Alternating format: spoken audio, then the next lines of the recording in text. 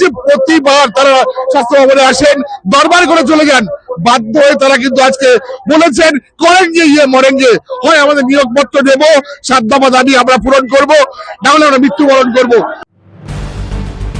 দীর্ঘ 10 বছর ধরে শুধু প্রতিশ্রুতি সার, ধৈর্যের বাঁধ ভাঙতেই অবিলম্বে নিয়োগ সহ 7 দফা দাবিকে সামনে রেখে পথে হোমিওপ্যাথি চিকিৎসকরা। আয়ুষ জুনিয়র ডাক্তারদের স্বাস্থ্য ভবন অভিযানকে কেন্দ্র করে ধুন্ধুমার পরিস্থিতি সৃষ্টি হয়। বিক্ষোভকারীদের আটকাতে মোতায়েন করা হয় বিশাল পুলিশ বাহিনী। ব্যারিকেড সরিয়ে স্বাস্থ্য ভবনে প্রবেশের চেষ্টা করলে পুলিশের সঙ্গে বাধে ধস্তাধস্তি। ঘটনায় অসুস্থ হয়ে পড়েন এক চিকিৎসক। পরিস্থিতি নিয়ন্ত্রণে আনতে পুলিশের তরফে শুরু হয় মাইকিং। পরবর্তীতে রাজ্যের বিরুদ্ধে ক্ষোভ উগরে দেয় আয়ুষ চিকিৎসকরা।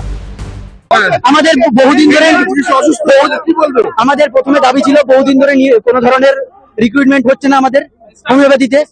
স্টাইপেন্ড আমাদের জুনিয়র ডাক্তারদের স্টাইপেন্ড 10,000 করে বৃদ্ধি করার জন্য আমরা আবেদন করেছিলাম, যেটা অ্যালোপ্যাথির সাথে সমান হওয়ার কথা ছিল, সেগুলো হলো না এতদিন ধরে। বছরের পর বছর ধরে সেগুলো কোনো দাবি কোনোদিন মানা হচ্ছে না। আর 10 বছর ধরে ওরা শুধু বলেই যাচ্ছেন দেখো দেখো দেখো, আর কতবার দেখবেন। দুঃখের বিষয়, আজকে সাদা কোটের উপরে পুলিশের ঢাক পড়েছে, আমাদেরকে ফেলে দেওয়া হয়েছে।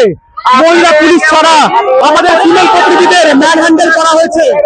এখানে অসংখ্য সংখ্যালঘু ভাই বোনেরা রোজা রেখে এসছে রমজান মাসে, তাদের যদি আজকে শরীর খারাপ হয়ে যায়, এর দায়িত্ব নেবে, এর বিচার এই পুলিশকে দিতে হবে, এর বিচার এই প্রশাসনকে দিতে হবে।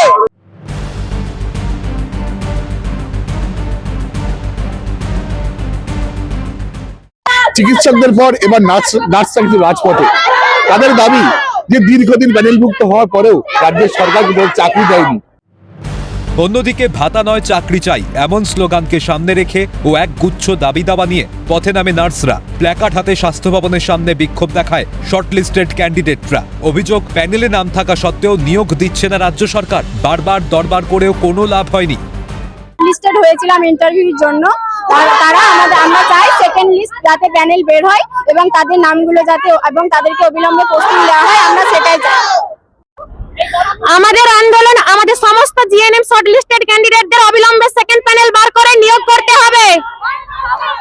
আমাদের আন্দোলন এর জন্য, আমাদের সমস্ত শর্ট লিস্টেড ক্যান্ডিডেটদের নিয়োগের দাবিতে মানতে হবে। আজ তারা বাধ্য হয়ে স্বাস্থ্য ভবনের সামনে ডেপুটেশন দিচ্ছেন এবং তারা জানাচ্ছেন দাবি পূরণ না হলে আগামী দিনে ভয়ানক আন্দোলনের রূপরেখা তৈরি হবে। ক্যামেরা দিবাঞ্জনের সঙ্গে সুব্রত বন্দ্যোপাধ্যায়, ক্যালকাটা নিউজ।